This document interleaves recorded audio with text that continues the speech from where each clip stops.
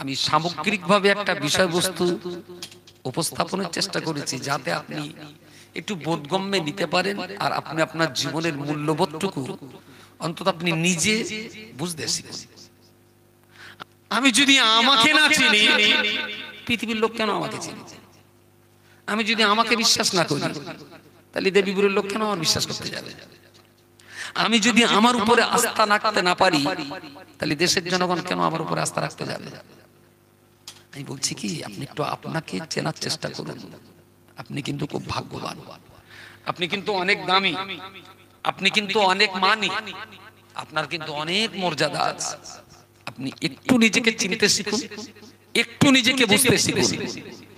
Only 20 minute প্রতিদিন time একটু কালচারের জন্য ব্যয় করুন, দেখবেন ভাগ্য পাল্টে যাবে, তকদির পাল্টে যাবে, ইহকাল বেঁচে যাবে, পরকাল বেঁচে যাবে। আল্লাহ শুকরগুজার হচ্ছি, প্রিয় রাসূল সাল্লাল্লাহু আলাইহি ওয়াসাল্লামের প্রতি দরুদ ও সালাম নিবেদন করছি।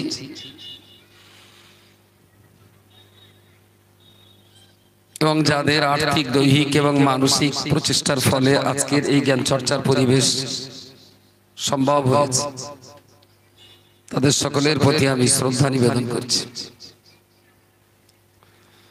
মাইকের আওয়াজ যারা শুনছেন, খুব যদি অসুবিধা না থাকে তাহলে মঞ্চে ডায়াসে বসার জন্য আমি অনুরোধ করছি। আর অন্য যদি খুব কাছ থেকে থাকে তাহলে কাজটাও হোক, আর খেয়ালটা যদি একটু মাইকের আওয়াজের দিকে থাকে তাহলে কাজও হবে, সবাও শোনা হবে। আজকের এই মজলিসে আমার পরে আরো দুইজন বেশ যোগ্য এবং বিজ্ঞ বক্তা আমন্ত্রিত আছেন। স্নেহধন্য মাওলানা রজব আলী সাহেব এবং মুফতি সাহেব দুইজনই আমন্ত্রিত আছেন। মোটামুটি দক্ষিণ দেবীপুরের মানুষের খুব বেশি নামাজ কালাম না পড়লেও হবে। আমি আজ যা 18-20 বছর ধরে দেখছি, এরা যদি নামাজ কালাম না পড়ে বা একটু আলটাল ঠেলে বা একটু ফ্রি ফায়ারটা যদি খেলে বা একটু ছোট কলকের যদি, কাঁচা তো খায় না, ধোঁয়াটা খায়, তো এইসব যদি এরা করে টরে তাদের খুব একটা অসুবিধা হবে না। কারণ বছরে 7-8 বার 10 বার মুফতি সাহেব এই গ্রামে আসে, এরা মোটামুটি একটা আন্দাজ করেছে মুফতি সাহেবের ঠ্যাং ধরে পার হয়ে যাবে। একটা বিরাট এদের আত্মবিশ্বাস একটা আছে। তা যদি দক্ষিণ দেবীপুরের লোক মুফতি সাহেবের ঠ্যাং ধরে পার হয়, সে লোকটা আমার ভাই। আমি মোটামুটি হাড়িয়া চুল্লু ব্র্যান্ডি হুইস্কি খেলে আমার খুব একটা অসুবিধা হবে, কারণ এরা তো কেউ মুফতি সাহেবের ভাই না, সালাও না, সুমন দিও না, খালি আর সে লোকটা আমার বাপের ছিল। এরা যদি পার পায় তাহলে আমি যত পাপই করি না কেন, ও লোকের ঠ্যাং ধরে আমি আগে পার হবো, আর ও লোক বসবে যে দক্ষিণ দেবীপুরের লোক পার করবো কেন, আগে আমি ঘরের লোকটা পার করি। অ্যাকচুয়ালি এই ভাবনা যদি কারোর ভিতরে কাজ করে থাকে তাহলে সে একেবারে পুরো একটা দামড়া, একটা থাড়ো দামড়া, যে আমি অমুকে ধরে পার হব। ওয়ালা তাজিরু ওয়াজিরাতু ইজরা উখরা ওয়া মা কুননা মুআযযিবিনা হাত্তা নাবআসা রাসূলা। আপনারা না পড়লেও হবে, আমরা এসে মাঝে মাঝে পড়ে শুনিয়ে দিয়ে যাবো, ওতেও চার্জ দেবেন, আবার 6 মাস চলবে। আর এর ভেতর তো মুফতি সাহেব 2-3 বার আসবে। কোরআন শরীফ আপনারা না পড়লেও চলবে, পড়ার দরকার নেই সবার। আর বছরে একবার করে ওই পঞ্চায়েতের ট্রেড লাইসেন্স 6 বারাতের দিন ইমাম সাহেব বাড়ি বাড়ি গিয়ে সব রিনিউ করে দিয়ে আসবে, ওতেই চলে যাবে, কোনো অসুবিধা নেই। ওয়ালা তাজিরু ওয়াজিরাতু ইজরা উখরা, একজনের পাপের বোঝা আর একজনের গাড়ে চাপিয়ে দেওয়া হবে না। যার পাপ তাকেই বয়ে বেড়াতে হবে। ছেলের দায়িত্ব বাপ নেবে না, বাপের দায়িত্ব ছেলে নেবে না, স্বামীর দায়িত্ব স্ত্রী নেবে না, স্ত্রীর দায়িত্ব স্বামীও নেবে না। যার বোঝা তাকেই বয়ে বেড়াতে হবে। يوم يفر المرء من أخيه وأمه وأبيه وصاحبته وبنيه لكل امرئ منهم يومئذ شأن يغنيه। হাসরের মাঠে দুনিয়াতে আমরা যাদের দেখতাম যে একজনের বিপদে অনেকে ছুটে আসতো উদ্ধার করার জন্য, এই থাক থাক কিছু লোক ঘুরুক, তাহলে গ্রামের কিছু সিআইডি লোক অফিসার না থাকলে হয়, কিছু মাথা তো মাথা ঘুরুক, কোথায় কিরকম সুবিধা অসুবিধা আছে না আছে, ঘুর গেলে মানের ব্যাপারটা পারতো, কিছু সিআইডি দরকার আছে কেন? তো হাসরের মাঠে কি ঘটবে আর দুনিয়ায় কি ঘটছে এটা আমরা দেখছি। রাস্তায় যদি আল্লাহ না করুন কোনো মানুষ অ্যাক্সিডেন্ট হয়, আত্মীয় অনিত্মীয় অনাত্মীয় পরিচিত অপরিচিত, হিন্দু না মুসলিম, খ্রিস্টান না বৈদ্য, চোর না মাতাল, এসব কেউ দেখে না। শুধু দেখে একটাই, লোকটা বিপদে পড়েছে, শিগগির চল। কেউ না কেউ ধরে হসপিটালে নিয়ে যায়, কেউ না কেউ ধরে ভ্যান ভাড়াটা দিয়ে দেয়, কেউ না কেউ মাথায় একটু পানি দেয়, কেউ না কেউ দোকান থেকে দুধ এনে ওর গালে। এগুলো আমাদের সমাজে আমরা দেখছি। আচ্ছা, হাসরের মাঠে কেউ যদি এরকম বিপদে পড়ে, কেউ কি একটু গালে দুধ টুধ দেবে? হ্যাঁ, কেউ? মা দেবে নিশ্চয়। মা রাত্রির গলা জড়িয়ে ধরে ভাবি যখন আই লাভ ইউ বলো, ভাবি সেই দিন বোঝা যাবে যে চাচা আপন ফেরান বাঁচা, এই কথাটার যে আসলে দাম কতটা। দক্ষিণ দেবীপুরে বসে ওই কথাটার দাম বোঝা যাবে না, ওটার দাম বুঝতে গেলে একটু হাসর পর্যন্ত অপেক্ষা করতে হবে। ইয়াফিরুল মারউ মিন আখিহি ওয়া উম্মিহি ওয়া আবিহি ওয়া সাহিবাতিহি ওয়া বানিহি। বিপদ থেকে উদ্ধার হওয়ার জন্য সন্তান যখন মাকে বলবে, মা তখন পালিয়ে যাবে। ছেলে যখন বাবাকে বলবে, বাবা তখন পালিয়ে যাবে। বন্ধু যখন আর এক বন্ধুকে বলবে যে আমার একটুখানি উপকার করো, বিপদে পড়েছি, ও তখন পালিয়ে যাবে, কেউ কারো না। সেই কঠিন সময়টার কথা যদি মনে রেখে কাজ করা যায় তাহলে আমরা মুসলমান। আর দুনিয়াদারি করার সময় যদি হাসরের কথা ভিতর থেকে ভুল হয়ে যায় তাহলে আমরা অন্য কিছু। আমি একটা ধান্দায় পড়ে যাচ্ছি। দক্ষিণ দেবীপুরের লোক কি ঠকাবে কি কি জানি, কিন্তু এরা তো ঠকায় না কখন, আজকে ঠকাবে না কি জানি। 1 2 3 4 সবুজ কালার, বেগুনি কালার, হলুদ রং, আর ওইটা যেন একটু যোগী কালার। যে কাপড়ের ভেতর আছে কি, বাঁশ আছে না কাঠ আছে? এই কাপড়গুলো প্রথমটা কি কি গাছ, তারপরে এটা কি গাছ, সব করালো। কি সুন্দর করে কাপড় পরিয়ে দিয়ে যাবে, দেখে মনে হচ্ছে একটা বেশ সুন্দর কিছু একটা হবে। গাছগুলো যেরকম কাপড় ভিআইপি করেছে, শ্রোতাগুলো এরকম পড়িয়ে ভিআইপি করে দেয়নি। আমার কথা বলা যাচ্ছে না? এর ভেতরে একরকম, বাইরে একরকম, দেখে দারুণ ফাইন দেখাচ্ছে। 4টে বা 4 রকম দেশে যে ডেকোরেটর কাজ করেছে ওর একটা কোয়ালিটি ভালো। ওদের যেরকম কাপড় পরিয়ে দিয়েছে, এরা শ্রোতাগুলো আমার কাছে পরিয়ে দেয়নি যে তুমি বাড়ি যাও, তারপর কাপড় খুলে আমরা দেখে নেব আমরা আসলে কি জিনিস আমরা ভালো জানি, তুমি তো দেখে দাও আমরা বিরাট বিরাট। আমার আল্লাহ পাক রব্বুল আলামিন কোরআন শরীফে পরিষ্কার করে বলেছেন, ফাম্মা মান তাগা ওয়া আসারাল হায়াতাদ দুনিয়া ফাইন্নাল জাহিমা হিয়াল মাওয়া। ফাম্মা মান তাগা, পৃথিবীর সেই সমস্ত মানুষেরা যারা সীমানা লঙ্ঘন করেছে, যারা বাউন্ডারি ওভারটেক করেছে, আল্লাহর নির্দেশ যারা অতিক্রম করেছে, ওয়া আসারাল হায়াতাদ দুনিয়া, এবং পরকালের তুলনায় দুনিয়াটাকে যারা বেশি মূল্য দিয়েছে, ফাইনাল জাহিমা হিয়াল মাওয়া, ওদের শেষ ঠিকানা হলো আল্লাহর জাহান্নাম। সীমা লঙ্ঘনকারী। ফাম্মা মান তাগা ওয়া আসারাল হায়াতাদ দুনিয়া, যারা সীমা লঙ্ঘনকারী এবং দুনিয়া প্রেমী, দুনিয়া প্রেমী,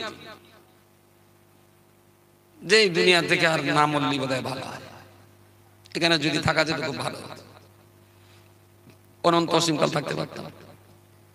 আচ্ছা, আপনার যদি বাঁচার ইচ্ছা হয় তো আমারও তো বাঁচার ইচ্ছা, তাই না? আপনি যদি বাঁচতে চান, আমি কেন মরতে চাই? আমিও বাঁচব।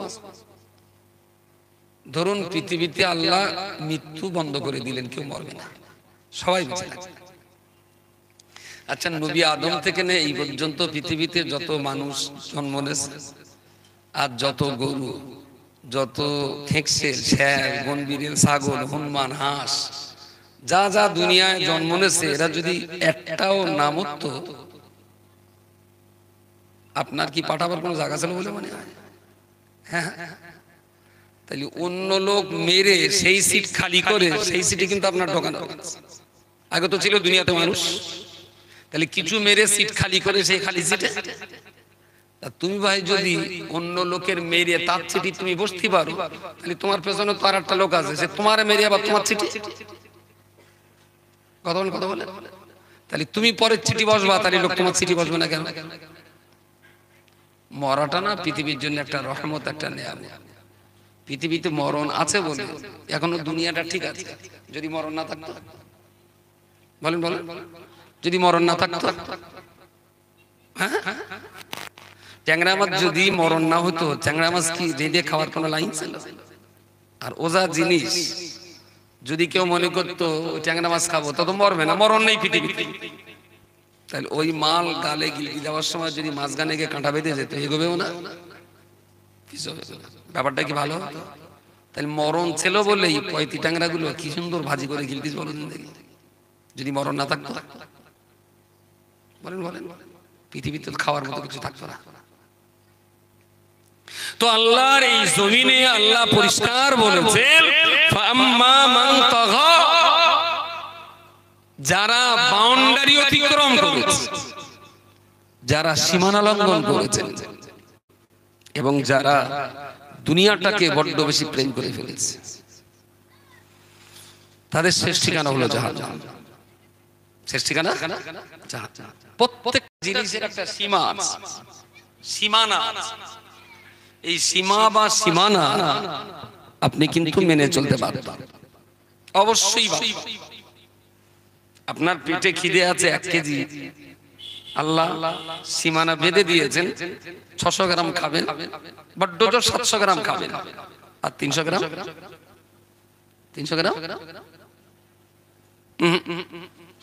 300 পানি, 300 খাবার, 300 খালি, 3 ভাগের 1 ভাগ খাবার, 1 ভাগ পানি, আর 1 ভাগ খালি। এটা হলো সীমানা, বর্ডার।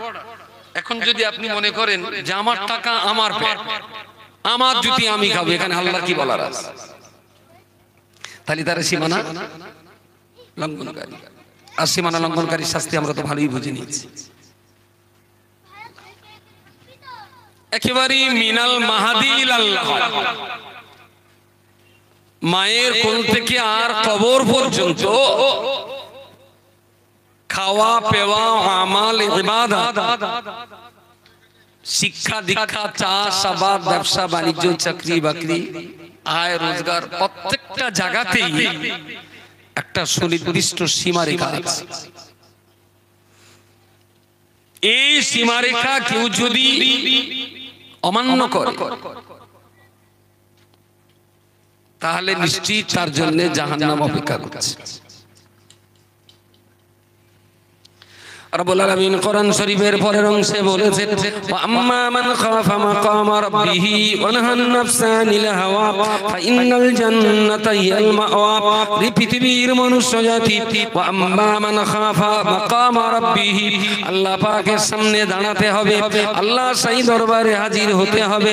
এই ব্যাপারে পৃথিবীর যে সমস্ত মানুষেরা ভয় করেছেন, আল্লাহর সামনে দাঁড়ানোটাকে যারা বিশ্বাস করে নিয়েছেন, যারা আল্লাহর সামনে দাঁড়ানোটাকে অত্যন্ত ভয় ভীতির সঙ্গে গ্রহণ করে নিয়েছেন।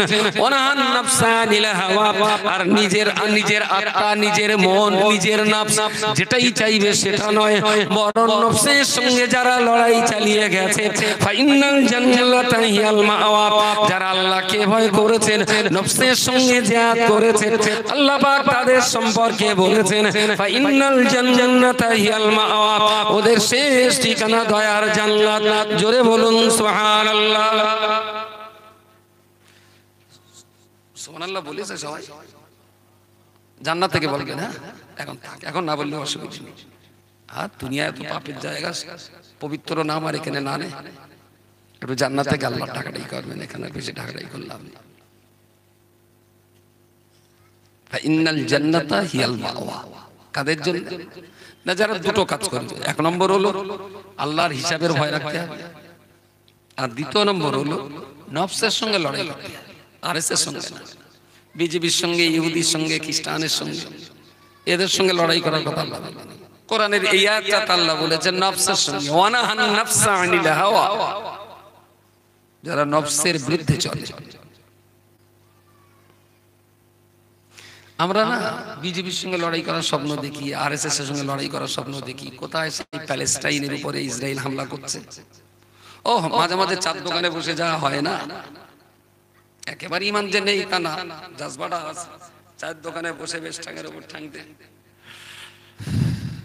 ইসরায়েল শালা হারামি যা করছে না খোকা, বহুত শয়তান, নিরীহ মুসলমানগুলো রে মারছে। দেখো একটা টাইমে আল্লাহর রহমত নিশ্চয়ই হবে। এদিকে বলে মসজিদে আযান হচ্ছে, পাঁটার কোনো হিসেব নেই।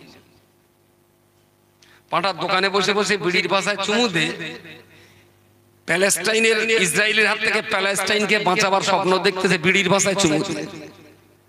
আর মুয়াজ্জিনটা যে আউমাউ করে প্রতিদিন 5 বার করে মসজিদে ডাকছে হাইয়া আলাস সালাহ, ও গান্ডুর এই আওয়াজ ওর কানে যায় না। কোথায় সেই প্যালেস্টাইনের বোমার আওয়াজ গান্ডু দক্ষিণ দেবীর ভালোই শুনতে পাচ্ছে। মুয়াজ্জিন 4-5টা হরেল লাগিয়ে পাশা ফাটানো আওয়াজ দিয়ে ডাকছে হাইয়া আলাস সালাহ, গান্ডুর কানে যায় না।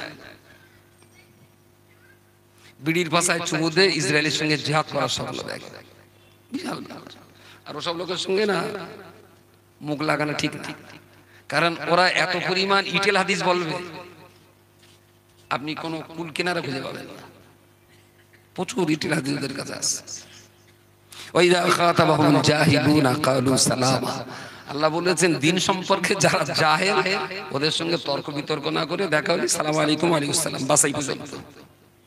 এর চাইতে 1 ইঞ্চি যেন বেশি না হয়, তাহলে মান সম্মান নষ্ট হবে। আমি বলছি কি, ইসরায়েল প্যালেস্টাইনকে শেষ করছে, এর বিরুদ্ধে আপনার জিহাদ করতে হবে। আরএসএস বাবরি মসজিদকে শেষ করেছে, এর বিরুদ্ধে আপনার জিহাদ করতে হবে না, জিহাদ করতে হবে না।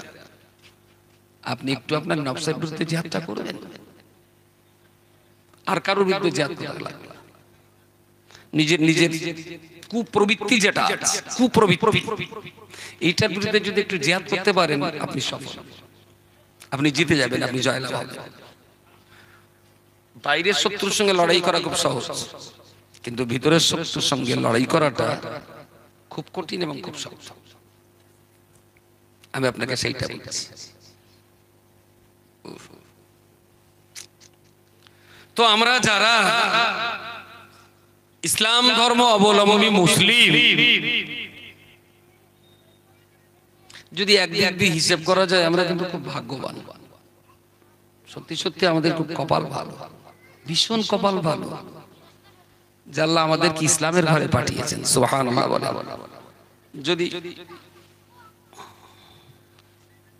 আল্লাহ যদি আমাদের ইসলামের ঘরে না পাঠিয়ে যদি খ্রিস্টানের ঘরে পাঠাতেন, তাহলে পিতামাতার স্রোতের টানে প্রত্যেক রবিবারে তো খ্রিস্টানদের ওই কোথায় গির্জায় যেতে হতো, যিশুর সামনে দাঁড়িয়ে প্রণাম করতে হতো, কারণ বাপ মা তো ওই দিকে টেনে নিয়ে যেত। খ্রিস্টান ঘরে জন্ম নিলে, জন্মটা যদি মুসলমান ঘরে আল্লাহ না পাঠিয়ে আল্লাহ যদি হিন্দুর ঘরে পাঠাতেন, তাহলে দুর্গা পুজো গেল, কালী পুজো গেল, সব তো আমাদের জাতীয় তো বলে বাপ মা টেনে নিয়ে যেত না? হ্যাঁ, টেনে নিয়ে যেত।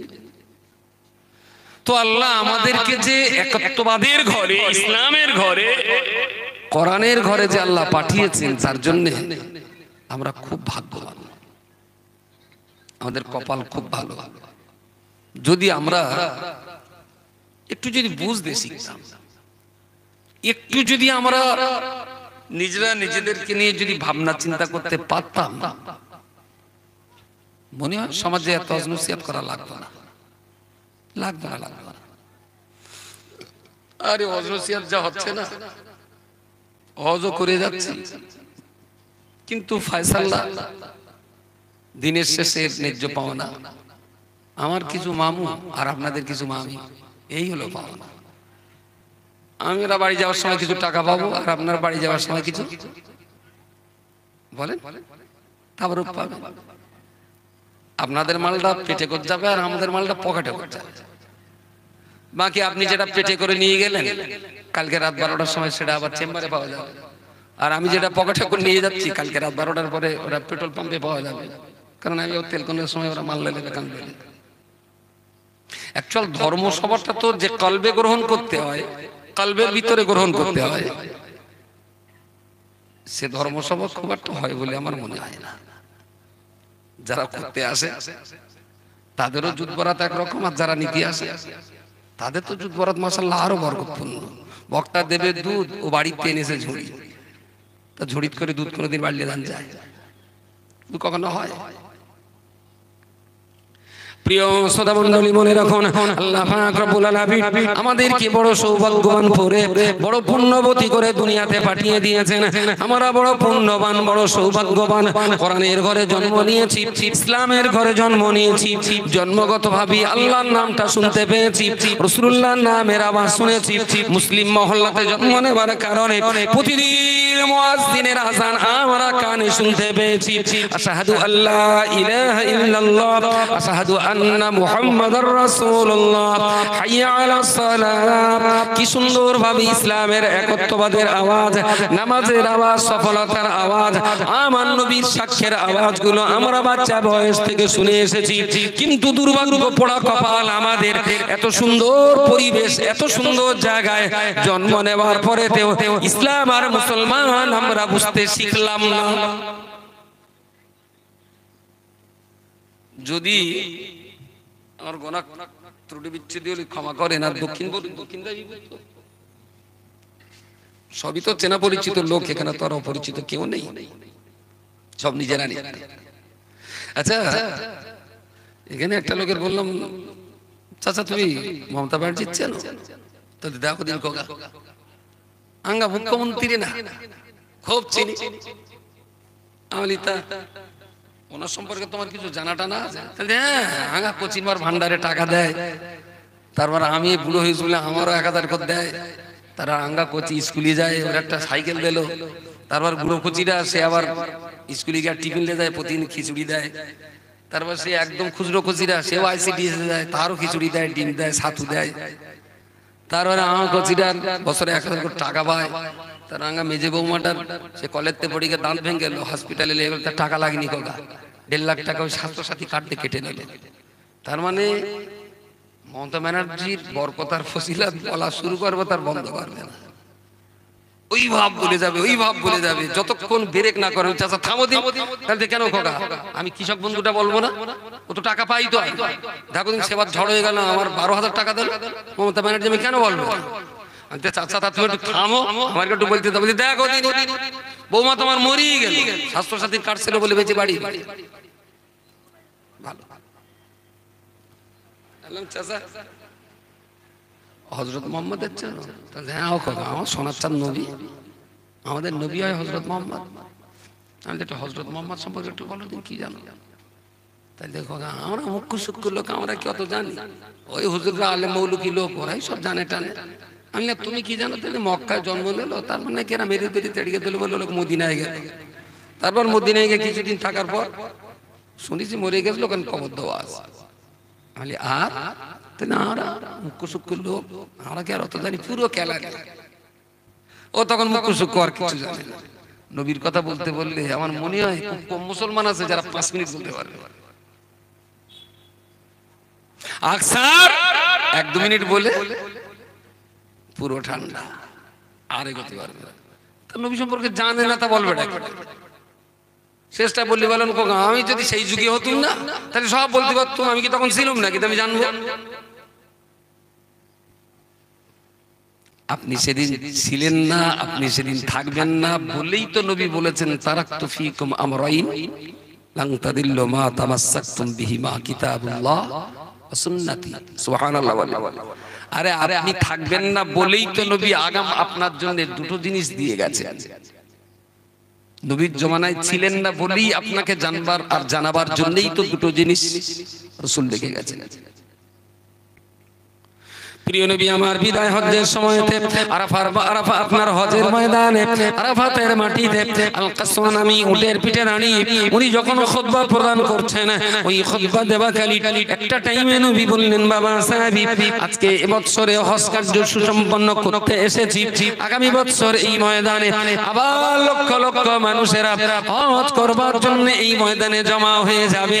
ও বাবা সাহাবী, তবে সম্ভবত আগামী বছরে তোমরা আবার হজ করতে আসবে, কিন্তু আগামী বছরের ওই হজের মজলিসে আমি রাসূলুল্লাহ আমার বোধহয় থাকা হবে না।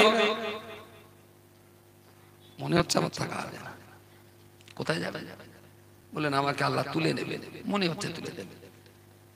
কারণ আল ইয়াউমা আকমালতু লাকুম দীনাকুম ওয়া আতমামতু আলাইকুম নি'মাতি ওয়া রাদিতু লাকুমুল ইসলাম দীনা। আল্লাহ আজকেই আমার কাছে কোরআনের আয়াত পৌঁছে দিয়েছেন। বোমার শরীর খারাপ নাকি? খুব চিন্তায় গালে হাত দেয় না, উপরে এসে গেল। এসো এসো।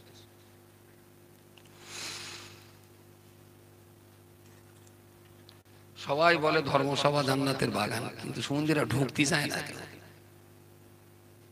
ধর্মসভা কি আমি বলেছি? সবাই বলে না ধর্মসভাটা।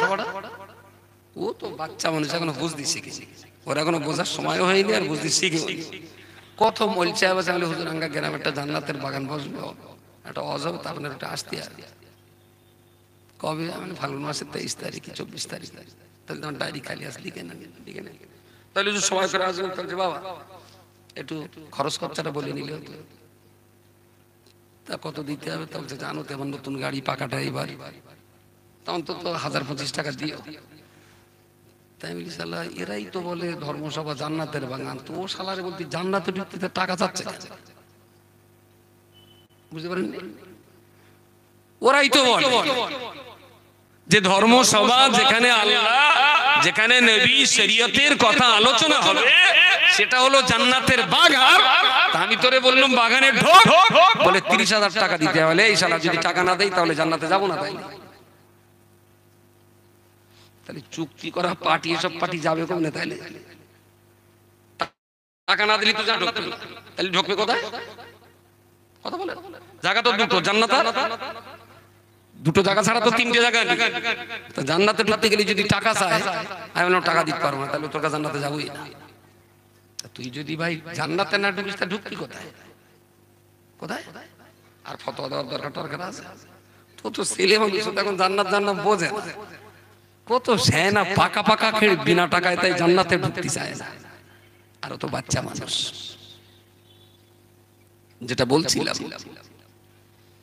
যে আমরা যারা ইসলাম ধর্ম অবলম্বী মুসলিম, যদি একবার বুঝতে চাইতাম বা চেষ্টা করতাম ইসলামটা কি জিনিস,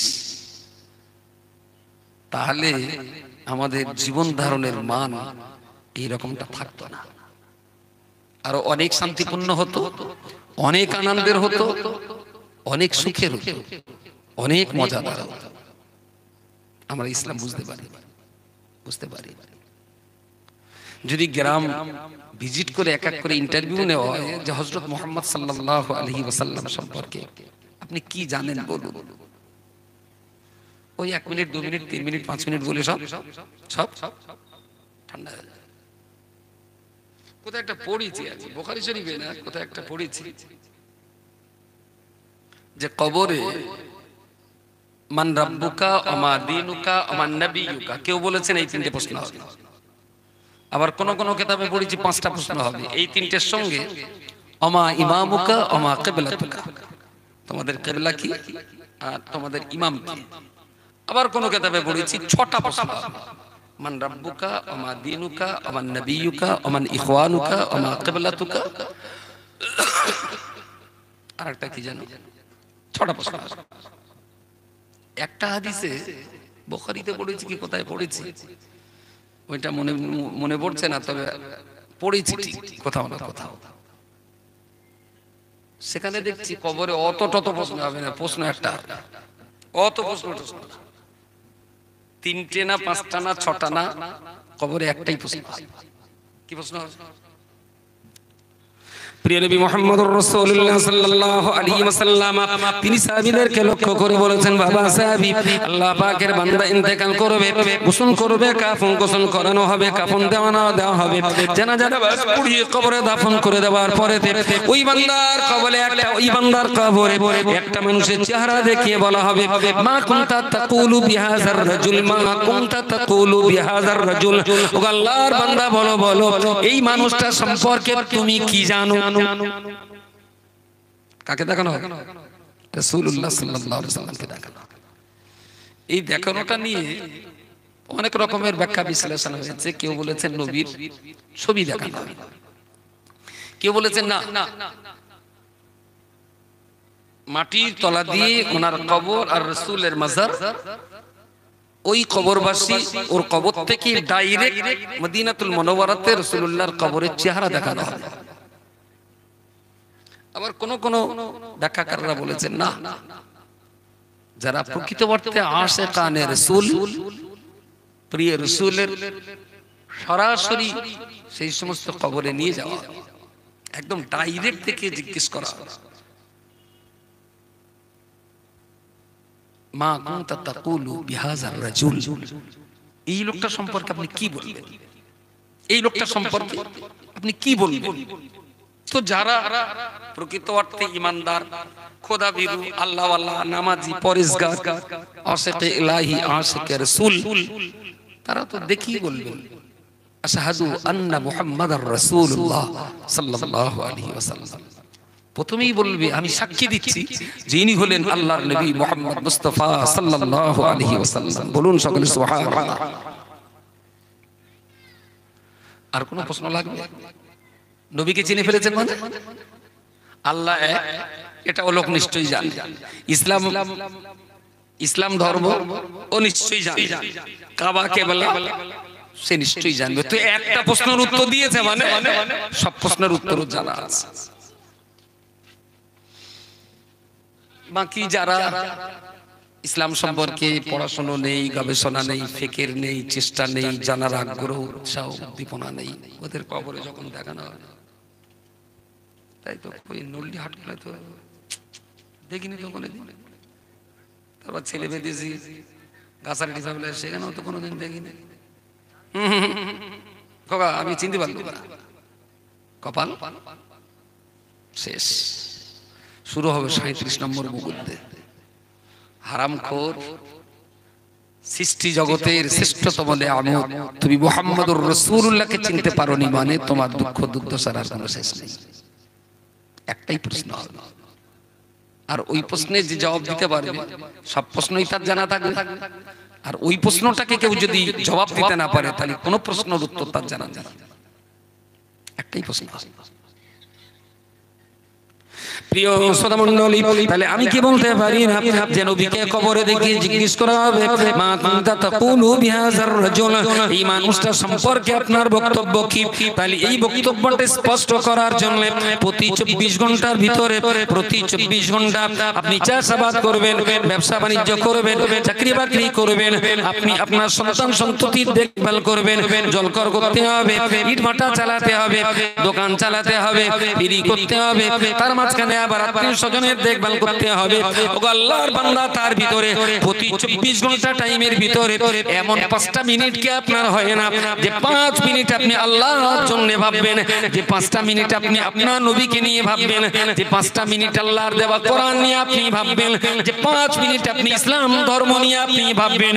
তাহলে সর্বমোট আল্লাহর জন্য 5 মিনিট, নবীর জন্য 5 মিনিট, ইসলামের জন্য 5 মিনিট, কোরআনের জন্য 5 মিনিট। প্রতিদিন মুসলমানের বাচ্চা অনলি 20টা মিনিট একটা জায়গায় বসে ইমাম কিংবা আলিম, হাফিজ কিংবা মাওলানা একটা মানুষের কাছে বসে যদি প্রতিদিন 20টা মিনিট টাইম দিয়ে যদি আল্লাহ, নবী, কোরআন আর ইসলাম নিয়ে যদি ভাবতে পারতাম, যদি আমরা গবেষণা করতে শিখতাম, যদি এর জন্য মাত্র 20টা মিনিট সময় ব্যয় করতাম, কসম খোদার করে বলছি আজকে আপনার মতন বান্দাকে চটে বসে আব্দুল মাতিনের বক্তব্য শোনার প্রয়োজন ছিল না। কারণ মাতিন এখানে যা বলবে তাও অনেক আগেই আপনার জানা আছে, কোনো অসুবিধা নেই। এই ওয়াসনা তো ফরজ না, ওয়াজিব না, মুস্তাহাব। কত লোক তো বাড়ি ঘুমোচ্ছে, কেউ ফতোয়া দিতে পারবে না জজ না শুনলে হারাম হবে বা গুনাহ হচ্ছে। অনলি 20 মিনিটস, 24 ঘন্টা দিন রাত, 23 ঘন্টা 40 মিনিট আপনি কাজে লাগান, আপনার যা মন চায়। 20টা মিনিট অন্তত ইসলামের জন্য দেন, নবীর জন্য দেন, আল্লাহর জন্য দেন। আমি কি বিরাট চাপ দিছি? বিরাট চাপ। প্রতিদিন কত টাইম বলুন দিন অপচয় নষ্ট করছেন। এখানে যতক্ষণ আছেন মাশাআল্লাহ, আমি তো খুব গর্ব করে বলতে পারি যে এই টাইমটা কেউ অপচয় করছে না, টাইমটা কাজে লাগছে। আমি বললাম জাতি জাতি ওই জল করে মুখে পলির মাথায় 3 জন লোক, নল্লির আর 2টো লোক, এখানকার 5টা লোক ওই ব্রিজে পলির মাথায় বসে। আসসালামু আলাইকুম। ওয়ালাইকুম আসসালাম। বলি ভাই এখানে কি? একটু বসে আছে। হ্যাঁ একটু বসে আছে। ওরা বললো তাস খেলে না, পাশা খেলে না, বা ফেসবুক না, আই লাভ ইউটিউব কিছু লেগে টেগে না, বিড়িও খাচ্ছে না, গাঁজাও খাচ্ছে না, হাতে তসবিও নেই, একটু বসে আছে। আরে শালা হারামি, আল্লাহ তোর পৃথিবী থেকে বসে বসে সময় নষ্ট করার জন্য পাঠিয়েছে। এই জন্য তোর তো পৃথিবীতে বসে বসে সময় নষ্ট করার জন্য পাঠায়নি, দুনিয়াতে পাঠানো হয়েছে তো একটা লিমিটেড টাইম। জন্ম থেকে মরণ টাইম বাঁধা আছে না? টাইম বাঁধা আছে না? তো নির্ধারিত টাইম। 1 মিনিট সময়ের দাম কত? যে লোকটা জাস্ট 1 মিনিট দেরি করার জন্যই ছুটে এসেছে, ট্রেনটা ধরবে, ছেড়ে দিয়েছে, ধরেছে হাতলটা, স্লিপ কেটেছে একদম ট্রেনের তলায়। কমিউনিটির ভুল, কমিউনিটি মাত্র 1 মিনিট। অনলাইনে চাকরির পরীক্ষা দিয়েছে, 3,75,000 স্যালারি, আমেরিকাতে যাবে। কালকে তার পোস্টিং আছে, ওখানে যে পোস্টিং হবে, আজকে সে বিমানে উঠবে 9:45 বিমানের গেট বন্ধ হবে 7:45, 2 ঘন্টা আগে গেট বন্ধ হবে। খুব সময় নিয়ে বেরিয়েছিল, মধ্যম গ্রামে যে রাস্তা অবরোধ, ও গেটের সামনে দাঁড়াতে 20 সেকেন্ড দেরি হয়ে গেছে, 20 সেকেন্ড। আর এখন না ঘড়ি দেখার কোনো কেস নেই, সব অটো সেট, সব অটো সেট। ঠিক 60 সেকেন্ড পেরিয়ে গেল মানে অটোমেটিক লক, কোনো উপায়। তা মাত্র 5 সেকেন্ড দেরি করেছে, দেখিয়েছে কার্ড পাঞ্চিং করছে, ওর আর বোর্ডিং পাস দেখায় না। কি ব্যাপার? বললো টাইম ওভার হয়ে গেছে। মাত্র 5 সেকেন্ডের জন্য সারা জীবনের কষ্ট মেহনতের ইন্টারভিউ পাস করা চাকরি হাতছাড়া হয়ে গেল। ও জানে যে সময়ের দামটা কত। মুসার সাথে কথা বলতে বলতে তুর পাহাড়ে নাকি ওরা? আচ্ছা কাদের জন্য ভক্তি বলেন দিন? সামনে বছর যদি আমার দাউদ হয় না, ওটা শালা বাঁদরলে আসবো, বাঁদর খেলা, প্রচুর লোক হবে ওই মোড়ের মাথাটাতে দেবো বাঁদর খেলা। তাহলে 1 মিনিটের কত মুসিবত ট্রেনের তলায় পড়েও জানে, 5 সেকেন্ডের কত দাম যে চাকরি হারিয়েছে সেই জানে। শুনেছে আব্বা গাছ থেকে পড়ে গেছে, ভাই গাছ থেকে পড়ে গেছে, মাঠ থেকে ছুটে আসে, সবাই ডাকছে কোকা শিগগিরই আয়, মনে হচ্ছে বড় ভাই আর বাঁচবে না। ও ওখান থেকে ছুটে এসছে শেষবারের মতো বড় ভাইয়ের একটু কলমা শোনায়। ও বাড়ির পটে পা দিতে বড় ভাইয়ের শেষ নিঃশ্বাসটা বেরিয়ে যাবে হয়তোবা। আর 30 সেকেন্ড টাইম পেলে লা ইলাহা ইল্লাল্লাহ মুহাম্মাদুর রাসূলুল্লাহ এই কথাটা হয়তো ভাইয়ের কানে কানে দেওয়া যেত। মাত্র 30 সেকেন্ডের জন্যই হয়তো তার কলমাটা আর শোনানো হলো না। ওই লোকটাই জানবে 30 সেকেন্ডের দাম কত। আমাদের হাতে এত সময় এত সময় এত সময় যে দিব্যি মোড়ের মাথায় বলেন কি করতে, এই একটু বসে রয়েছে, কি কামাই ধরতেছে, একটু বসে রয়েছে। আচ্ছা এইটা কি কোনো মদ্দা লোকের কাজ না মেয়ে লোকের কাজ? যে বেকার বসে সময় নষ্ট করছি, এটা কি কোনো মানুষের কাজ যে বেকার সময় নষ্ট করছি আমি? আমার আল্লাহ পাক রব্বুল আলামিন কোরআন শরীফে পরিষ্কার করে বলেছেন ইন্নাল মুবাজ্জিরিনা কানু ইখওয়ানাশ শায়াতিন, ইন্নাল মুবাজ্জিরিনা কানু ইখওয়ানাশ শায়াতিন। আল্লাহ পাক বলে দিয়েছেন বান্দারে, পৃথিবীর যে সমস্ত বান্দারা অপচয় যারা নষ্ট করে, অপচয় নষ্ট করে, কি নষ্ট সেটা আল্লাহ বলেননি। টাকা নষ্ট না, পানি নষ্ট, সময় নষ্ট না, বাড়িঘর নষ্ট, আল্লাহ কোন জিনিসের নাম উল্লেখ করে বলেননি। তিনি শুধু বলেছেন ইন্নাল মুবাজ্জিরিন, কেবলমাত্র বলেছেন অপচয় নষ্টকারী। কাইন কানু ইখওয়ানাশ শায়াতিন, যারা অপচয় নষ্ট করে তারা হলো ইবলিস শয়তানের ভাই। আচ্ছা এখানে তো একটা কাজ হচ্ছে না নিশ্চয়ই, এই পার্টি মিছিল করে যা যাচ্ছে ওরা বলে একটা কাজে যাচ্ছে, ওইটা নিশ্চয়ই হচ্ছে দামি কাজ। বলেন বলেন, ওটা নিশ্চয়ই হচ্ছে দামি কাজ, তাহলে এইটা ফেলে ওটা যাবে।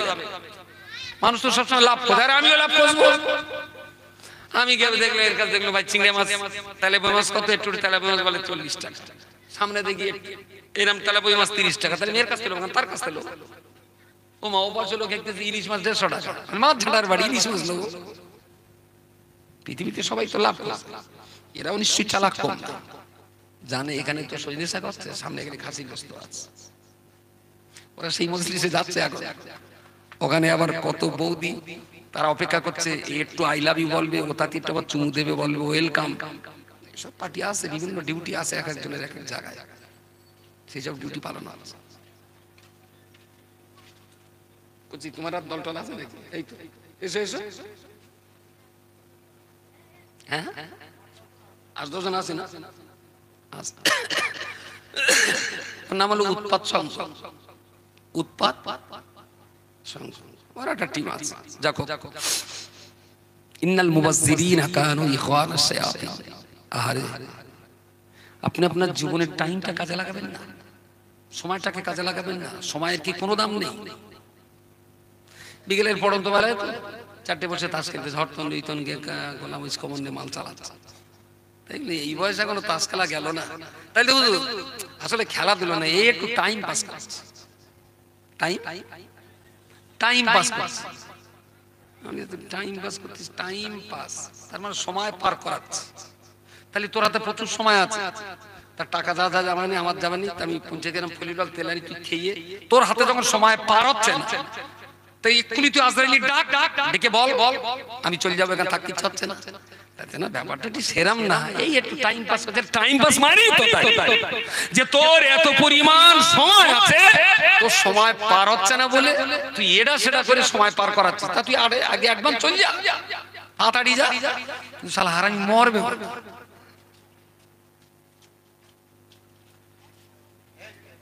যাক ওদের দোষ দিলে হবে না, তোর তো বাচ্চা মানুষ, ওরা তো বাচ্চা মানুষ, ওরা তো বুঝবে। যারা হাত কড়ি পাঠিয়ে সেইগুলো ধরে, কচিদের ধরে লাভ নাই। ইন্নাল মুবাজ্জিরিন কানু ইখওয়ানাশ শায়াতিন।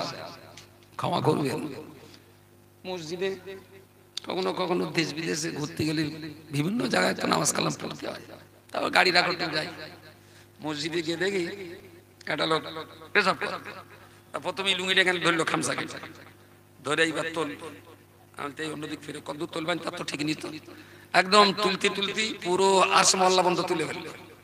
ঠিক এখান থেকে এই জায়গায় গলাবানা করে এরকম করে বসলো, পেছন দিকে মনে হচ্ছে দুটো শাকের ডাঁটা দুই দিকে বেরিয়ে পড়েছে, শাকের ডাঁটা বেলা এখানে গলা করে ধরে হিসু করতেছে। তার মানে নামাজ পড়ে পড়ে কপাল কারো বলে ফেলেছে বেচারা এখনো। আর এই ফেদাগুলোর জ্বালায় আমি ঠিক মন খুলে কথা বলতে পারি না।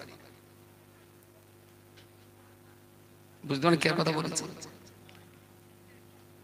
70 বছর ধরে নামাজ পড়তে যখন পেশাবের মশলা শিখলো না, ওই পেশাবটা না বলে যদি বলি মূর্তিও জানে না, বেশ একটু ভালো লাগে। কিন্তু এই শালাকা জ্বালায় বলার লাইন নাই। পেশাব ফিরতে গেলেও তার একটা সিস্টেম লাগে, ইসলাম তার একটা পদ্ধতি বলেছে। একদম লুঙ্গি পরে এখানে হাঁটুর থেকে এই পর্যন্ত ঢেকে থাকবে, পেশাব বেরোবো আমার পায়ের থেকে এই পর্যন্ত কোন অঙ্গ কেউ দেখতে পাবে না। আর ওসব লোকের একদম পুরো এখানে না তুললি আমি লয় দেখো, আমি যেরকম ফিরতে ফেলো দিই, ওরা যদি দেওয়া হয় না তাহলে সব মাল জাল ওই কোসড়ের ভেতর থেকে যাবে, কিছু বাইরে যাবে। ওর জন্য প্র্যাকটিস লাগে। গেল অজু করতে বসে পেটটা প্রথম খুলিয়ে দিলে দে, হাতটা ধুয়ে এবারে খুব খুব মস্তি করে দাঁত ঘষতেছে, আর ওদিকে পানি মনে হচ্ছে ঝেট খেলবো নাকি আগে। তুই অপচয় পানি নষ্ট করতে, তুই এখনো পানির দাম বুঝলে তুই নামাজ মারা দিয়েছিস। বন্ধ করতে কত আর মিটার উঠবে খোকা, ওর মিটারের দাম, কিন্তু পানির দামটা বুঝলো না। ও জন্তু যদি ইমাম হোসাইনের সঙ্গে কারবালায় থাকতো তাইলে বুঝতে পারতো এক আজলা পানির দাম কত। পানি ব্যবহার আপনি করুন, কিন্তু অপচয় করার অধিকার এই আকাশ থেকে বৃষ্টি হয়, তা এই আসমানের পানিটা এত চকচকে, এত পরিষ্কার, এত নির্মল। এখনো মাঝখানে আমি আকাশের পানি খাই, বর্ষাকালে যা ধরে রেখে দিয়েছি। কলের পানি, ফিল্টার পানি আমার গালে ঠিক ভালো লাগে না। আকাশের পানির টেস্ট ভালো, ভাতও ভালো হয়, রান্না বান্না করার তরকারিও খেতে ভালো লাগে। তো কখনো কখনো রাত 12টায় যদি পানি আসে না, কিন্তু জিজ্ঞেস করি, বলে ডিশ টিশ খাইয়ে আসতে হবে। হ্যাঁ, আমার মনে হচ্ছে এত পানি নষ্ট হচ্ছে কি, খানিকটা ধরে নেই, আবার রেখে দিলাম। এর ভিতরে কেউ আছে আকাশে পানি খেয়ে বাটি? কেডা? একজন। আচ্ছা একজন, আর দুজন। হ্যাঁ, ভাত রান্নার জন্য, ফরজ গোসলের জন্য ওই পানিটা খাবে। তবে যেন আবার গাছ থেকে পড়ে আসছি সেটা যেন আবার খাবেন না। বগে যদি পায়খানা করে রাখে পেট লাফি যেন আমার দোষ না। ফাঁকা জায়গায় ডিশ পেতে দেবেন, ও পানি ভাত রান্না বলে না, খেয়ে দেখবেন একবার। নামি দামি কোম্পানির ফিল্টার পানির চাইতে আকাশের পানির টেস্ট ভালো, দারুণ সুন্দর টেস্ট। আর ও পানিতে আল্লাহর রহমতে পেটের কোনো রোগ হবে না, একদম নির্ভেজাল। আমি 2-4 বছর ওই পানি রেখে দেখেছি, ওই পানিতে কোনো শ্যাদলা হবে না, খুব পরিষ্কার পরিচ্ছন্ন পানি। আমাদের মনে হয় এত পানি নষ্ট করবো, থাক না, খানিক ধরে রেখে দিই, খাই আর রান্না করি, যাই হবে। পারলে সারা বর্ষাকালটা আকাশের পানি খাবেন, আর কিছু ব্যারেল ট্যারেল কিনে রেখে ওই পানি সারা বছর ধরে খান। যদি আল্লাহ রাজি থাকে, পেটের মেমোর জন্য ডাক্তারকে পয়সা দিতে হবে না, আকাশের পানি দেবে না। ইন্নাল মুবাজ্জিরিন, অপচয় নষ্টকারী। প্রিয় শ্রোতা মণ্ডলী, এই অপচয় বলতে কেউ বা গাড়িতে অপচয় নষ্ট করে, কেউ বা গাড়িতে অপচয় নষ্ট করে, কেউ বা জামা কাপড়ে অপচয় নষ্ট করে, কেউ বা নিজের চেহারা সৌন্দর্যের পিছনে অপচয় পয়সা নষ্ট করে, কেউ বা খেতে বসে অপচয় নষ্ট করে ফেলে, কেউ বা পোশাক পরিচ্ছদে অপচয় নষ্ট করে। আমি আপনার বলতে পারি, পোশাকে আপনি কিছু পয়সা ক্ষতি করেছেন, খাবারে কিছু পয়সা ক্ষতি করেছেন, বাড়িতে অতিরিক্ত ডিজাইন করে কিছু পয়সা অপচয় নষ্ট করেছেন, তাহলে এসব জায়গায় যা নষ্ট করেছেন ও তো পয়সার ক্ষতি করেছেন। কিন্তু ওই পয়সার তুলনায় আপনার জীবন জিন্দেগির সবচেয়ে বেশি দামি হলো সময়। সময় সময় আপনার জীবনের সবচেয়ে দামি সম্পদ হলো হাতের টাইম বা সময়। সময়ের যদি আপনি মূল্য দিতে পারেন তবে আপনি সফল কাম হবেন, আর আপনি যদি সময়ের মূল্য দিতে না পারেন আপনি তো কোনো মতেই সফলতা অর্জন করতে পারবেন না। সময়ের দাম দিতে শিখুন, সঠিক সময়ে সঠিক কাজ। বয়স ছিল 22 বছর, সবাই সিটি মাটি, ভদ্রলোক বিয়ে করি, আমি ভাই বিয়েটা করে ফেলো, তা বলছে বহু প্রস্তাব আছে আমার কাছে, তাই করি আর কি। বিয়ে করতে করতে আর বিয়ে করা হলো না, বয়স 84 বছর। এইবার ওর মনে হয়েছে একটু বিয়ে করে, পার্টি পার্টি জটবে। 22 বছর বয়সে যেসব পার্টি শিশিমের তো টকা মারলি রক্ত বেরোবে, সেই সব পার্টি সিটি মাত্র হাতছানি দিত। আর 84 বছর বয়সে যখন চামড়া ঢিলা হয়ে যাবে, এখন যদি কোনো এরকম মেয়ের বিয়ের প্রস্তাব দেয়, তার মানে ঠিক সঠিক সময়ে যেটা করার দরকার ছিল আপনি করেননি, লেট করে ফেলেছেন। আজকে আর আপনার ডাকে কেউ সাড়া দেবে না, কেউ সাড়া দেবে না। সামান্য এক কাপ চা কেটলি থেকে ঢেলে দেওয়া হলো, এক চুমুর খেয়ে দেখলেন বেশ মজা, বাহ বাহ দারুণ। গল্প করতে করতে 15 থেকে 20 মিনিট দেরি হয়ে গেছে। চা গালেতে দেখলেন সে শালা ডাল উঠে গেছে একদম। দেরি করেছেন কতদিন, কতক্ষণ, কত 15 মিনিট। আচ্ছা, যে নামাজটা ফরজ হয়েছিল 14 বছর বয়সে, সেই নামাজটা যদি 54 বছরে পড়ে, 15 মিনিট দেরিতে চা যদি অখাদ্য হয়ে যায়, তাহলে 40 বছর দেরিতে নামাজ কি আর খাদ্য আছে বলে মনে হয়? নামাজ মাত্র 15 মিনিট দেরি করলে চা আর খাওয়া যায়, চাতে ডাল উঠে যায়। 15 মিনিট দেরি করেছিলেন। আর এ নামাজ, যে নামাজ ওর পড়া উচিত ছিল 15 বছরে, সেই নামাজ পড়ছে 55 বছরে, পাক্কা 40 বছর পর। ওর নামাজের আর জাত আছে বলতে চাচ্ছে? নামাজের সঠিক সময়ে সঠিক চিন্তা ভাবনার সঠিক পদক্ষেপে উপযুক্ত কাজটা যদি করতে পারেন, আপনি কিন্তু জ্ঞান, আপনি সফল কাম, আপনি জিতে গেছেন। আর যদি সঠিক সময়ে ঠিক সময়ে যদি ঠিক কাজগুলো করতে না পারেন, তাহলে জানবেন সময় যদি আপনি কাজে লাগাতে না পারেন, তাহলে একটা টাইমে সময় কিন্তু আপনাকে কাজে লাগিয়ে নেবে, সময় কিন্তু আপনাকে ব্যবহার করে নেবে, সেদিন আর কিছু করার থাকবে না। এই মাওলানা রজওয়ালি সাহেব কোথায় রয়েছে? আসেনি রজওয়ালি সাহেব? ও এখন মুফতি সাহেব, তাই তো এসে গেছেন মনে হয়। আমার না খুব কষ্ট হচ্ছে, একটু ডাকো তাড়াতাড়ি। এইদিকে না, এইদিকে কোন দিকে আছে? আমি না এসেও ঠিক টাইমে এসেও বসেছিলাম, এই হাতটা এত যন্ত্রণা হচ্ছে না, আমি ঠিক স্বস্তি পাচ্ছি না। তো ডাকো। আমি এত সময় ধরে ডাইরেক্ট কোনো কথা বলিনি, আমি সামগ্রিকভাবে একটা বিষয়বস্তু উপস্থাপনের চেষ্টা করেছি, যাতে আপনি একটু বোধগম্যে নিতে পারেন, আর আপনি আপনার জীবনের মূল্যবোধটুকু অন্তত আপনি নিজে বুঝতে শিখুন। আমি আমার নিজেকে যদি বুঝতে না পারি, পৃথিবীর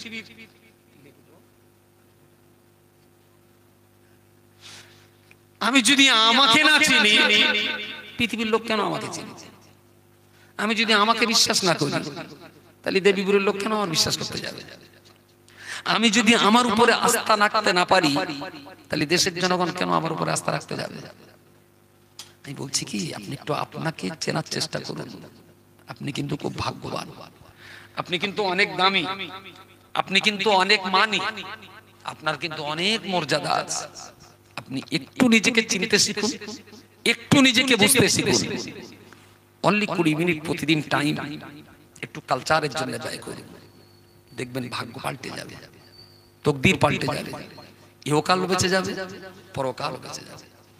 আল্লাহ আমাদের সেই সমতি দান করুন। মুফতি সাহেব দুটো কথা বলবেন, তারপরে রজওয়ালি সাহেব বলবেন, তারা আরো অনেক দামি কথা বলবেন, তাদের কথাও শুনতে হবে। তবে যে যত দামি কথাই বলুক না কেন, আসলে পাত্র যদি ফুটো হয়, ফুটো বলে না কি বলে, কি বলে? হ্যাঁ, সাদা বলে। হ্যাঁ, ঠিক আছে। তো আমি এত সময় ধরে শুধু পাত্রটা সোজা করতে বলেছি, মাল ঝাল দেবে, রজওয়ালি দেবে, মুফতি সাহেব যাবে। আপনি এখন আর পাত্রটা ঠিক করে রাখুন, তাহলে তারা যেটা দেবেন ঠিকঠাক মতো জায়গায় থেকে যাবে। যে দেশে আমরা বাস করছি, আপনি ধর্মকর্ম করুন আর যাই করুন, দেশটার কথা কিন্তু আপনার মাথায় রাখতে হবে। আপনি ভারতবর্ষে বাস করবেন অথবা ভারতবর্ষকে চিনবেন না, জানবেন না, এটা হতে পারে না। এদেশে ধরুন 130 কোটি মানুষ, তার ভেতরে 20 কোটি আমরা আছি। বাকি হিন্দু ভাইরা আছেন। আচ্ছা, বসিরহাট হসপিটাল আপনি এই রাত্রিবেলা যদি চান দেখবেন যে ইমার্জেন্সি ওরে একটা বিভাগ আছে, ইমার্জেন্সি বিভাগ। তো ওখানে যে দেখবেন সব কারোর একটা কান পাওয়া যাচ্ছে না, কারোর হাতের দুটো আঙুল শর্ট, কারোর হেঁটো ভেঙে পা উল্টে গেছে, কারোর মাথা পাটা, কারোর পা টান টান দেওয়া আছে। ওদের জিজ্ঞেস করেন, চাচা তোমার পা টান দেওয়া কেন? দাঁড় কোকা, সে দুই ভাই ঝগড়া করলাম, ভাত ধরবো হয়েছে, বটির পড়নে দিয়ে মেরেলো, আমার হেঁটো খুঁজে ভালো থাক। চাচা তোমার মাথায় এই অবস্থা কেন? তাহলে সে ভাগনার সঙ্গে জমিনে ঝামেলা, চলো ভাগনা এসে শাবল মেরেছে মাথায়, যাক ভালো। আর গোলাম আলী চা তোমার কোমরে কি ব্যায়াম হয়েছে? আর কেন বলো? সেও বড়া পরে ঝামেলা হলো, আমি ঠেকা দিয়ে গেল, আর ওরা যে বাঁশ দিয়ে বেরোলো, সেই বাঁশ আমার কোমরে লেগে। যদি মারপিট খুন খারাপি যদি আসামি বসিরহাট থানায় হসপিটালে যদি 50টা থাকে, মার খাওয়ালো, এই 50টা লোককে মেরেছে হিন্দুরা না মুসলমানরা? কি মনে হয়? কথা বলেন, কথা বলেন। 50টাই মুসলমানদের। তাহলে মেরেছি আমরা, মার খেয়েছি আমরা। এইবারে হিন্দুরা কিন্তু একটা কথা ভাবছে, আমাদের প্রতিবেশী যারা আছে ওদের সঙ্গে কথাবার্তা হয়, মাদি সাহেব কিছু মনে করবেন না, আমাদের কিন্তু টেনশন হয়। কেন বলেন দিন? তা বলছে ও যদি এই সাবলে যদি মামুর মাথা এইভাবে ঝাঁকতে পারে, তাহলে আমার মাথা ঝাঁকতে তো এখন আর তখন। ও তো মার ভাই মামু, তারে যদি সাবল মারতে পারে, তাহলে আমাদের কি করতে পারে? খুব কি উড়িয়ে দিতে পারেন কথাটা? কথা বলেন, কথা বলে। সংখ্যায় আমরা কিন্তু কম, কিন্তু জায়গা মতো ওরা হলো অনেকটাই আতঙ্কে থাকে। এতে হচ্ছে কি, আমরা নিজের হাতে করে শত্রু তৈরি করছি। নামাজ যদি 5 বছর পরে পড়ুন, তা পড়ুন, অন্তত মদ খাওয়াটা ছাড়ুন, গাঁজা খাওয়াটা ছাড়ুন, চুরি ডাকাতি কোন রাহাজানি থেকে একটু বাঁচার চেষ্টা করুন। দেখবেন এই সমাজে আমরা মাথা তুলে বাঁচতে পারবো। আল্লাহ আমাদের তৌফিক দান করুন। মুফতি সাহেব হুজুর এসেছেন।